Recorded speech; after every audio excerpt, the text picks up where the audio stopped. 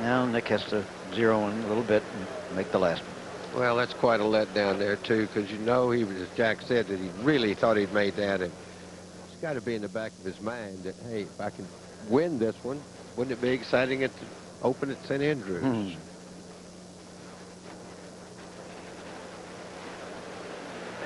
Okay. Nick Faldo making his par, having a 3 under par round of 69 to add to earlier rounds of 72, 72, and 68.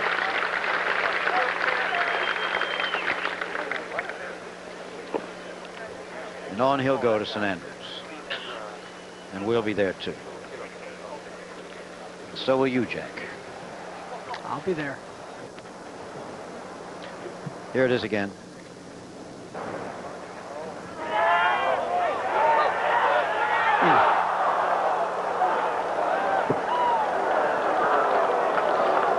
Well, that ball did break sharp, didn't it? Yeah. And it was going with good speed to it, too. We noticed that 7 of the last 10 players who've gone through have bogeyed 16. We have that to look forward to with the last pairing. And there it is. Faldo and Irwin can do no more. Donald and Brown have plenty of room to go one way or the other. Norman is finished. Tim Simpson's still out there, but it's fading. Fuzzy Zeller, only 2 holes to play.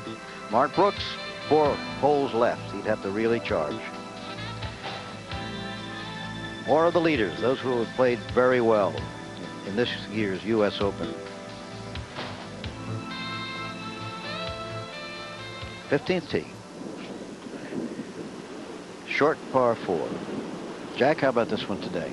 How's it playing? Tough, Jim. Normally as a 3-wood off the tee, it's 243 yards to carry that bunker. And I don't think you can carry it into that wind, so the driver really is hit right into the narrowest part of that fairway with the trees on the right and the bunker. Well, he looks like he striped it. Yeah. Perfectly played. Okay.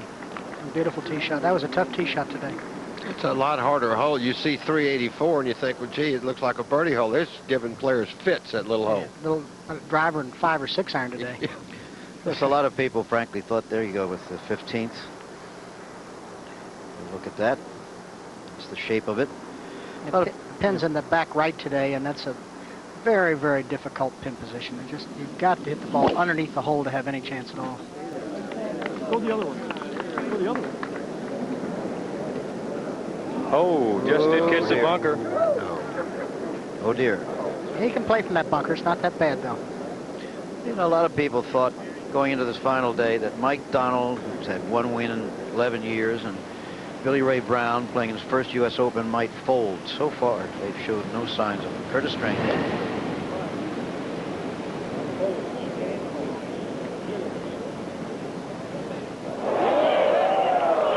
Oh, yes. Seems a little late. But on he goes, and we'll return with more golf action from the 1990 U.S. Open Golf Championship after this message and a word from our ABC stations. And here are the leaders. Mike Donald still by 1 over Hale Irwin, but he's in a bunker at the moment. 15. Nick Faldo just finished up his round. Billy Ray Brown out there with Mike Donald. Olazabal of Spain still having a good Open. Fuzzy Zeller, former Open champion, played extremely well here. Steve Jones shot 67 today. Larry Mize there. Did not play as well today. Hasn't been up to 17. Billy Ray Brown. Billy Ray has 135 into the wind with a 9-iron. Pin is all the way back, 21 deep. That was a big tee shot there, wasn't it, Jerry? He really worked on that one, Jack.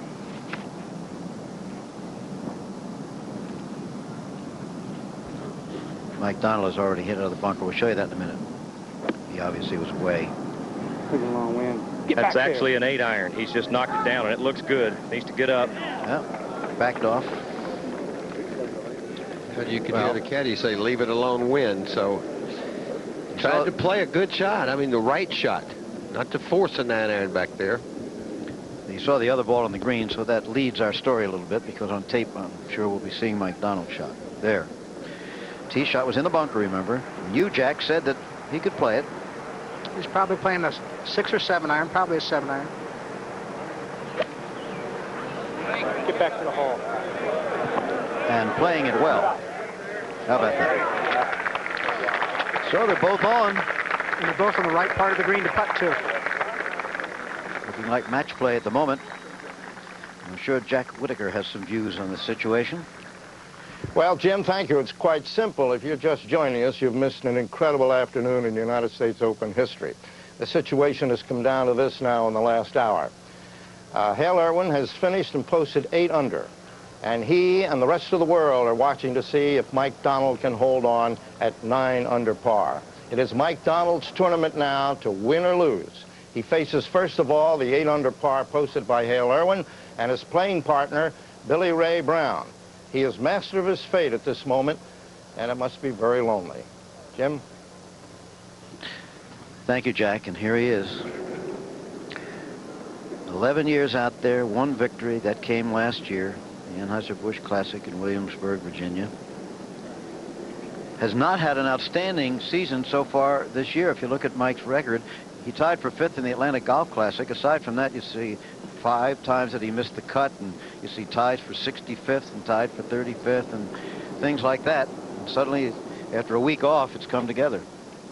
Maybe he'll learn to take a little time off, because he does play so much. They call him Iron Mike. He plays more than anybody, and certainly has in the last 10 years. And Curtis Strange playing out the string at this point. 3rd consecutive Open Championship not to be. That'll be a par for Curtis, number 17, remaining at 2 under for the championship, but 3 over for the day. He'll look back at that wedge shot at 7 was when it all started going bad for him. Mike Donald. Yet another chance to go 10 under. And Jack, the historians of the USGA tell us that as far as research has shown, nobody at any moment in history has ever been 10 under in the U.S. Open. Well, I don't recall it, Jim. I certainly don't. Obviously, it must be so. Well, you hold most of the scoring records. That's You right. never got to 10. I wasn't even close. I think I got, what was I, 8 under at Baltusrol? That's the record. Uphill from about 45 feet. Big left to right break. Better hit it. Big break. Not quite enough. Yeah, it's a very slow putt. And Billy Ray had an opportunity to watch that one.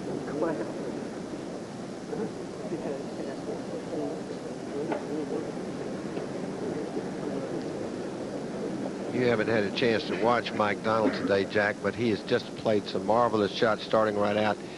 And his speed in putting has been very good. And the 2 times where it looked like he might bogey, there at 12 and at 14, he made both of those putts right in the heart. Well, the little putt that he has right here, that's a new green, the 15th green. And I noticed as I was passing through there today that it was getting a little spiked up around the hole. And with that grain in the spike, he's got a touchy little putt left.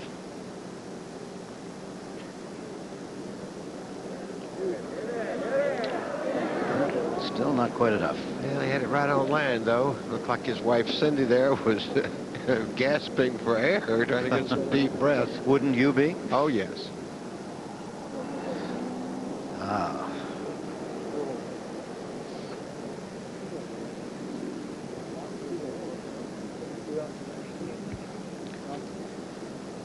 You know, David, I wouldn't count Billy Ray out of this championship by any stretch of anyone's imagination. He's playing well. He's hit enough good shots to have confidence, and he's hit 1 or 2 scrambling poor shots and then recovered nicely. So, you know, a couple birdies, he could win it just as easily as Donald. Well, you know, he started off at 7 under. He got it to 8 under, but then he bogeyed or double bogeyed 7, birdied 8, bogeyed 9. Then had a birdie on 11 and has parred everything else. What I liked about Billy Ray's round today was after the double bogey at 7, he came right back and birdied 8. Yep. I mean, if you were going south, you wouldn't have hit that shot that he hit and make the putt. Hale Irwin watching in our commentary position. They say they also serve who only stand and wait. If so, he's serving well. Down again. Why don't we meet Hale again with Roger? Okay, thank you very much, Jim. And Hale, I know you've been watching. You've been in the press room, and Mike Donald birdied the first 2 holes, and he's made some great par saves here coming down the stretch. Well, Mike is he's been around a while. Yeah. He's not a veteran of a lot of wins, but Mike has always been a good player, and I think he's finally developed a sense of what it takes to win, and he's proving, just as we're seeing him play, that he is just one of those players out there that is learning of himself, and he's got the game, and I think we have to give him credit. He's made some fabulous played some fabulous golf today. You could be at 45 the oldest man ever to win an Open if things would work out right. Well, I don't think Mike's thinking of that. That would be wonderful. Any Open, I'd like to be, as your colleague, Mr. Nicholas, at 18 years old. He's had a pretty good career. Yeah. Fair career for an old guy. Yeah. And I was sitting over here kidding with Jack, but it would be very nice. I don't feel old. Yeah. I think you let yourself feel old, and I've tried to keep myself somewhat in shape. I've tried to keep myself thinking that I could still play, and maybe there's still some life in this player yet. Billy Ray Brown on the tee now at 16.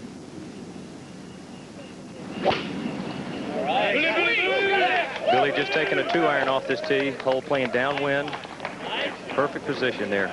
Jack, you got a question for Hale? Yeah, Hale, you played with Greg today. And everybody expected Greg to shoot that great round, and he got off to a great start. And it looked like, I think if you're Greg's playing partner, it's almost like he takes you with him, for those first few holes. And everybody's looking at Greg, and you're right there, and all of a sudden you start going. I mean, I watched the leaderboard, and as I watched out there, I said, Irwin's the guy you're going to have to watch right now. And that was with about 7 or 8 holes to go. Did you is that sort of what you felt? Well, Greg was putting on his normal scoring barrage, but he wasn't playing great. He birdied the 5th hole, driving it in the right bunker. He birdied the 6th hole, driving it in the right rough and playing a shot low, and how he got it out of that heavy rough. He birdied 10 from the right bunker. But the point I'm making, is that the pressure is on him, right, not you at that point. The only thing I kept saying to myself was, just keep going. Keep going and feed off of that if you can. And as you say, you see it oftentimes where one will spur the other, and I think that momentum swing happened very quickly. I mean, I ran off 4 birdies in a row, and it was all of a sudden on top of me. Those birdies, though, when you made 4 in a row, 3 of them were within, about 10 feet? Oh, they were less than that. Number 11 was 6 feet, and number 12 was 3 feet, or maybe 4 feet, and number 13 was 2 feet. And the longest was a real long one at 14. It was 12 feet. So, well, let's take a look now. I know when you were out there, Hale, obviously concerned with what you're doing. This is what Mike Donald did on the first hole. This is a birdie putt for Mike. And if there were any jitters at all, that probably dispelled them right there. Anytime you can start like that, it really helps you get under control. Now, the second hole, that difficult par 3, and this is what Mike Donald did with his tee shot. Ooh. Do I have to watch this? We're going to make it. He got off to this start, hitting some good shots in the first 2 holes. Now, this putt for birdie, and this to get him to 9 under par. And so there you have it. He birdies the first 2 holes. He gets himself to 9 under par. He gets himself in good position, and now we'll move to Hale Irwin at 18. And this putt for birdie, were you trying to make this or trying to get it down in 2? No, you got to try and make it. This particular juncture, you've got to give it your best shot and your best run. What can you do except give it your best shot? I remember Jack Nicklaus jumping 6 feet off the ground. He'd ever look at him now and think he could do it. You look like you might just intercepted it. Wait a minute.